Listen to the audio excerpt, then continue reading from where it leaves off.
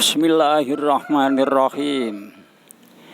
Pertemuan kali ini membahas tentang asal-usul kalimat tasbih yang bunyinya Subhanallahi walhamdulillahi wala ilaha illallah wallahu akbar wala haula wala quwata illa billahil aliyil adzim. Pertama, Allah membuat arsy. Kemudian perintah kepada malaikat untuk membawanya. Dan malaikat melakukannya. Malaikatnya merasa keberatan membawa arsy itu. Lalu matur kepada Allah Subhanahu wa taala, "Ya Allah, kula ngraosaken keberatan ya Allah." Kemudian Allah Subhanahu wa taala perintah kepada malaikat yang membawa arsy itu supaya mengucapkan kalimat Subhanallah. Dan mereka mengucapkannya. Ternyata merasakan ringan. Itu nomor satu. Sampai Allah Subhanahu wa taala menciptakan Nabi Adam alaihi salam. Ketika Nabi Adam diberi nyawa oleh Allah Subhanahu wa taala, lalu Nabi Adam batuk.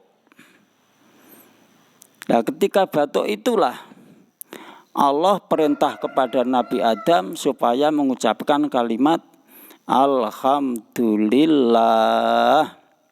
Allah menjawabnya Yarhamukallah.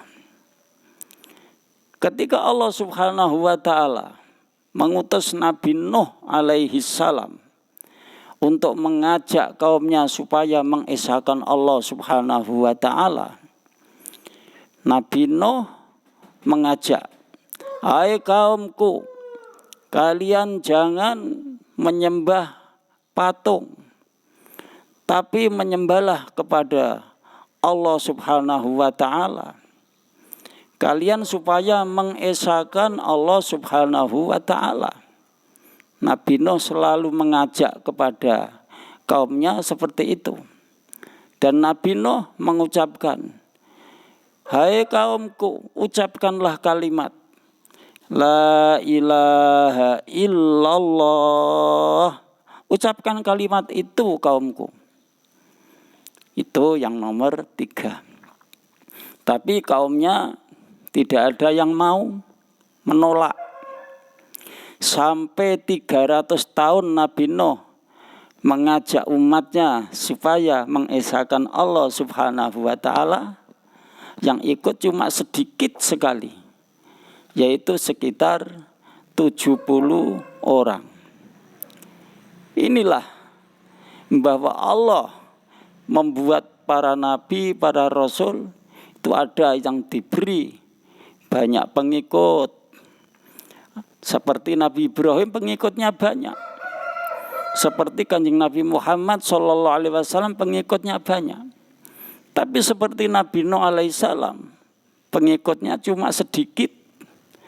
Coba bayangkan 300 tahun berdakwah, yang ikut cuma sekitar 70 orang. Nabi Ismail alaihissalam lam yabqa lahu atbaun. Nabi Ismail tidak mempunyai pengikut, malahan tidak punya santri. Nabi Ismail. Nabi Yunus mengajak pada kaumnya supaya menyembah Allah Subhanahu wa taala, malah ditangkap, dipukuli sampai mati Nabi Yunus. Kemudian Allah Subhanahu wa taala perintah kepada malaikat Jibril, tangannya malaikat Jibril supaya dibasahi dengan air dan dikipat-kipatkan kepada mukanya Nabi Yunus. Akhirnya Nabi Yunus sembuh dan hidup kembali. Nah, ini ditiru oleh orang-orang kuno.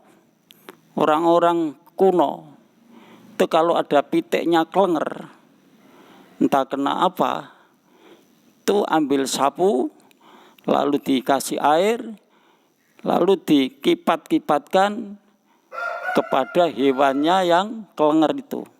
Akhirnya jadi sembuh. Itu ada yang diikut, ada yang dicontoh, yaitu Nabi Yunus ketika dipukuli oleh kaumnya sampai mati, malaikat Jibril diperintah oleh Allah tangannya supaya dibasahi dengan air dan dikipat-kipatkan pada mukanya Nabi Yunus alaihi salam, akhirnya hidup. Seterusnya, ketika Nabi Ibrahim alaihissalam diperintah oleh Allah Subhanahu wa taala menyembelih putranya yang bernama Ismail. Nabi Ibrahim melaksanakan itu, taat kepada Allah Subhanahu wa taala. Perintah Allah lebih berat daripada yang lain, daripada anak. Anaknya disembelih di Jabal Kurban, disembelih. Lalu Allah perintah kepada malaikat Jibril untuk membawa kambing dari surga.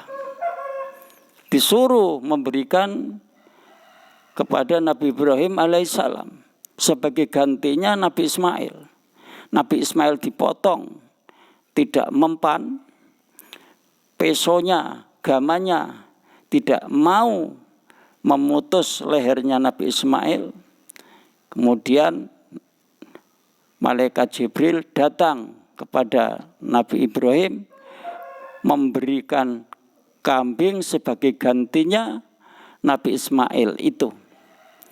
Karena Nabi Ibrahim merasa bunga, merasa senang, lalu Nabi Ibrahim mengucapkan Allahu Akbar. Allahu Akbar. Itu.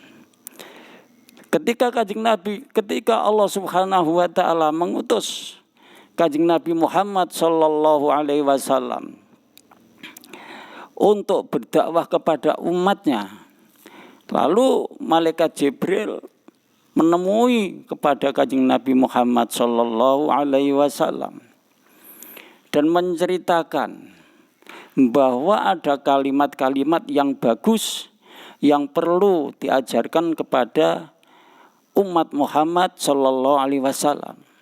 Malaikat Jibril mengatakan, "Ya Muhammad, ucapkanlah subhanallah walhamdulillah wala ilaha illallah wallahu akbar." Ketika Kanjeng Nabi mendengar ucapan itu, lalu Kanjeng Nabi Muhammad sallallahu alaihi wasallam heran. Karena herannya itulah Kanjeng Nabi Muhammad sallallahu alaihi wasallam mengucapkan la haula wala quwata illa billahil aliyyil adzim. Jadi kalau dirangkai mulai dari awal sampai akhir, ucapannya subhanallah walhamdulillah wala ilaha illallah wallahu akbar wala haula wala quwata illa billahil aliyyil adzim. Sekian, terima kasih.